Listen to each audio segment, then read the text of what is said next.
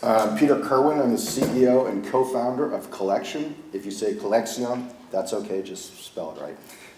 We're going to talk about this later. This is going to be important. Just a little bit about Collexion. We are an online destination for the $150 billion collectibles market, people buying and selling collectibles. It's about 200 million people that are considered serious collectors, and there's really no center of that whole community and industry right now, and we're aiming to be that center of it. One of the things that I got into this, I've been doing, I think this is my 6th startup. It's kind of an addiction I have. And the last 20 years I've done internet business-to-business startups, which are great, but we've sold a few of them. I want to do something fun. And then I started looking into the collectible market, and I found out it was just massive and a huge opportunity there because it's very fragmented. So I'm going to tell you a little bit about myself. Besides starting a bunch of companies, I'm also a collector. And I have a collection of vintage typewriters. I have maybe 30 of them from the last 100 years. I have 100 cameras. I have a lot of obsolete technology since I've been in the tech world. And I have about 30,000 vinyl records. So, yeah, I've got issues. So that got me into this whole thing to begin with. So, I don't have the clicker now. So we got a team together of some phenomenal people to go after this opportunity. Uh-oh. It's flashing. And Doug Taylor and I founded this company a couple years ago. We were involved in selling another startup, Webmetrics, which Doug built out a 100-city global network to do monitoring of some of the big name websites. So we've got a lot of capabilities in scaling our business technically. Chase has also sold a company, and we recently, Brenda Lowe joined the company, and she is coming from Netflix as the VP of Marketing Analytics, which is absolutely phenomenal for a company at our stage. I don't know how we got so lucky. And, oh yeah, we gave up a big part of the company, yeah. So we've got this great team together, and we're hitting this market. We've all sold multiple companies. Doug and I started out with a big chunk of money of our own. And then, okay, doesn't seem to be working. Getting a flashing light. Okay. So the opportunity here is that this is an extremely backwards and fragmented industry. It may be 150 billion, but the process of that happening is, it's as though the internet just was discovered a couple of years ago. And when I say fragmented, if you had to think of one company in the collectible space, you'd probably say eBay. eBay has 8% of the collectible market. Number 2 is Heritage Auctions, which is a high-end collectible. They have about 6%. I don't even know the number 3. It's very, very small. There's thousands of sites that are very specialized. And so that's an opportunity to aggregate this. And there's a lot of different types of collectors. It's a very hard market to go after if you don't really know how to do it effectively with a lot of data analysis. So I just tell you a quick story, and this is where the typewriter comes in. As a collector with typewriters, I decided for Valentine's Day that I was going to buy a pink typewriter for my girlfriend. I thought this was really romantic. I don't know if she thought it was as romantic as I did. But it turns out that this model had 6 colors, but the pink one is worth 3 or 4 times what everything else is worth. So I had to go to eBay. They didn't have any. Then I went to Etsy. Then I went to a typewriter store. They weren't in very good condition. I did this for weeks, and I finally found the right one, and I ordered it, got it. Wasn't cheap. But it took me weeks and a lot of time to do that. So I thought, there's got to be a better way to do this. And that's kind of what got me to start this, and realize if we were to aggregate with the search engine, sort of a Google for collectibles, it'd have to be visual and fun, because collecting's fun. This would be great. I could set up an alert and say, tell me when a pink typewriter is available, and I'd get an alert to know that anywhere it's for sale on the internet. So that's the first thing that we came out of this to solve this problem. I'm trying to switch slides again. All right. So we built this search engine. We've got millions of collectibles. We'll ultimately have thousands of sites. We're the largest aggregation of collectibles on the internet right now. The only exception to that might be Google. But Google, if you do a search, it's just a bunch of text. It works for every site. It doesn't really work for collectors. So another story, I got a call from an investment banker who was interested in Collection. It turned out he was a comic book collector, huge comic book collector. And we talked to him about Collection. And he said the thing he really wanted to happen was that when he was growing up, he was a comic book collector, but he was the weird kid. He was kind of the outsider. And he thought that if he could find other people that were into Captain America from the 60s, there's a certain character, I guess, a villain, that were really into that villain, that person would not only share this incredibly, almost obsessive passion, but they would actually probably be very similar. The problem is, if we look around this room, first of all, I know he asked if there were any collectors, and probably nobody raised their hand. It's something people don't talk about. In fact, I look at it as in this room, you're all dressed very nicely. If I asked how many nudists there are, well, you couldn't figure it out because everybody has their clothes on. Well, collecting's like that too. Nobody really wants to share it because it's weird. And it's kind of an obsession.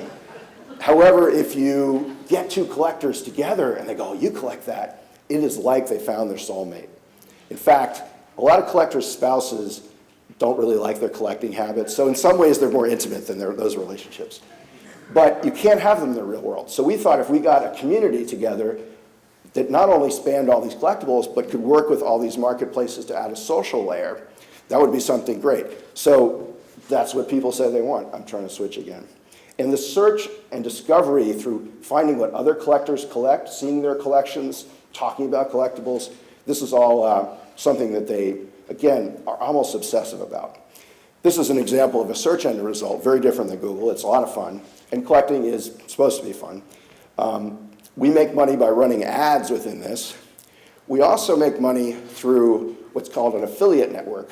We have signed contracts with eBay and Amazon and Etsy and lots of other sites, so that if somebody sees it on our site and they click and leave, they'll go to the original site and we will get a 4 to 8% of that transaction. So we don't do the buying and selling on our site, we just lead them to it. But the social part of our site, where they can interact with other users and see other collections, this is sharing knowledge. It's very important for collectors. That is the relationship they have with each other. It's not kind of social as we think of it. It's social through a passion that they have. And the way we make money is that we get a user, either social media or word of mouth, and it costs us something. It costs us in time or something. If it costs us $1 to get that user, once they're a user in our site, we can monetize that over and over and over again for years. So a $1 user, we can show them ads, get percentages. We might get, say, $8 a year from that user. Do that for several years, and now it's worth $30, $40. Multiply that by millions of users, it's worth a lot of money. These are very lucrative models, 90% plus margin, gross margins. Next. Our competition is there's really, except for if you consider Google being a search engine, we only have a couple of competitors. There's Barnaby's and collectors who recently have gotten into sort of pieces of what we're doing. They're not social, but they're kind of aggregators. I put these other companies up there because these are actually all partners. They're actually contracted with us and they pay us. But these are also the companies that need to be more social eventually, but they can't because their business models are based on the buyer and seller not knowing each other. So they can't really be social, which is critical for nowadays. Next. And oh, look at that. It goes like that. Yeah. Once we get to about a little less than 2 million users, it becomes very profitable, depending on how aggressive we are at it. And our this target is about 9 million users, 8 or 9. It's a 200 million user market out there. Next. So this is one of my inspirations. Next, I can't, is Scrooge McDuck. And I think he was one of the reasons I got into business. Scrooge McDuck, I don't really know if he got his money from tech or anything, but I thought this was a good slide for valuation discussion and how we exit. This painting recently sold. It's collectible. It was the original artist for about $262,000 a few years ago. And this is, if you think about what we're doing, we're taking Google, a search engine model, we're melding it which is very tricky to do with a social model like Facebook, but specialized. That is two extremely profitable business models. And when you put them together, you can monetize this because we are tracking the behavior of an affluent, educated group of people who, if they're searching for gold coins, watches, and classic cars, that is an extremely desirable market. A click on a classic car insurance on Google, that one click cost that advertiser $125. So that just gives you a sense of how we can monetize this. And that's it. I'll let Scrooge McDuck inspire us all. Thank you.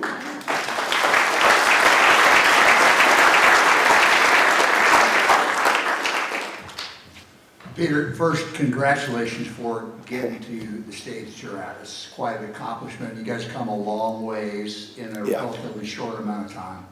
So you've talked briefly about how you make money. Yep. Could you give us a little more depth on that? Sure. And kind of the percentages of revenue that come from the various buckets? Yeah. So we see the about 80% of our revenue coming what we would consider advertising, in the sense there'd be banners or emails that go out or leads. Remember that this market is extremely passionate about collecting. When you email them something about a collection or something very targeted, they love it. You cannot get enough of it. That's the thing. It's hard to understand if you're not a collector because you're probably rational. These are people that they feed on this.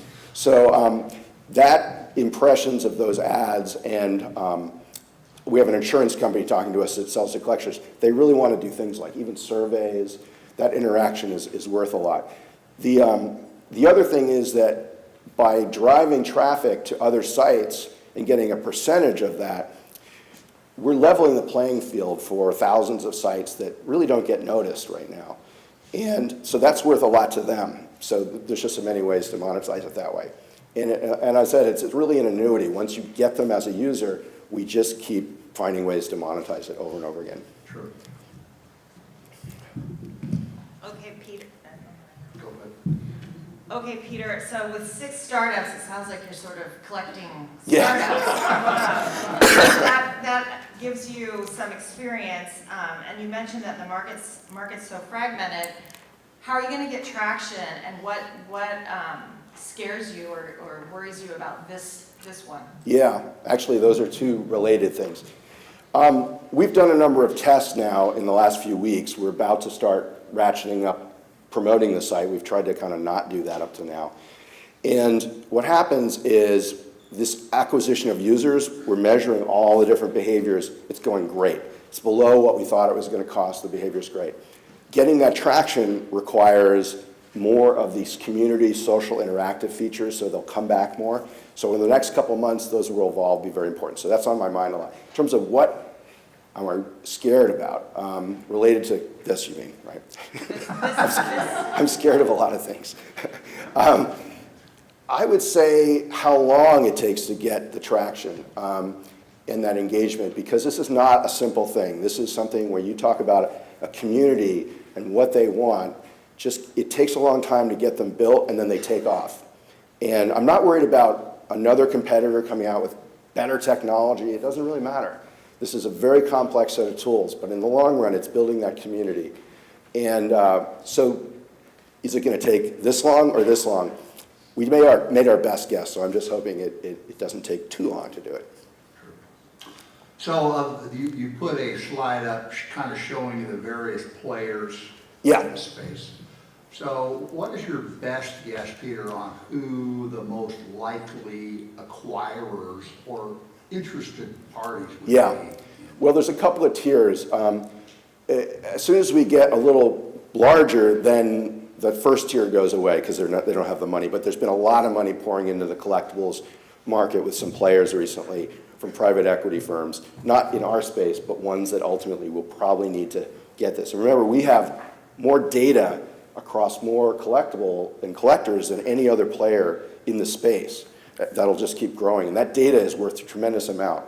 So eBay is an obvious one. They don't have a social mechanism. Our data is worth so much to them because they have no way to make that model work in their current model. They buy a lot of companies. Amazon, people don't realize, is trying to make a big play in collectibles. it's probably the second largest site now with collectibles. They just don't really have a way to get people to know about it. So they're trying to get into more search and find ways to do that. I would say that those are probably the most likely. Etsy's kind of hurting right now. They probably should buy us because nobody realizes they have some of the best collectibles and vintage products out there. So there's a whole slew of players out there. Nice job. Thank you. Thank you. Thanks.